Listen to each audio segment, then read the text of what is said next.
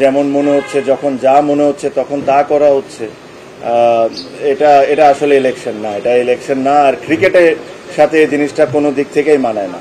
এটা হলো আমাদের একটা ওয়ে অফ প্রোটেস্ট, যে এখান থেকে এসে যে এই নোংরামির পার্ট আমরা থাকতে পারবো না। এখানে ধরেন বিভিন্ন ধরনের বিভিন্ন সময় অনেক ধরনের কথা বলা হয়েছে, but end of the day আমার কাছে মনে হয় যে এই নোংরামির সাথে আমরা কোনো দিক থেকে কোনোভাবে পার্ট রাখতে পারবো না। যারা বোর্ডে আছেন তারা যদি এভাবে করে ইলেকশন করতে চান করতে পারেন, জিততেও পারেন, বাট আজকে ক্রিকেট 100% হেরে গেছে, এটা নিয়ে কোনো সন্দেহ নাই। আপনারা বলেন বড় গলায় যে বাংলাদেশে ফিক্সিং বন্ধ করা লাগবে, আগে ইলেকশনের ফিক্সিং বন্ধ করেন, পরে ক্রিকেটের ফিক্সিং বন্ধ করার চিন্তাটা করি। এই ইলেকশন বাংলাদেশ ক্রিকেট বোর্ডের জন্য একটা কালো দাগ হয়ে গেল।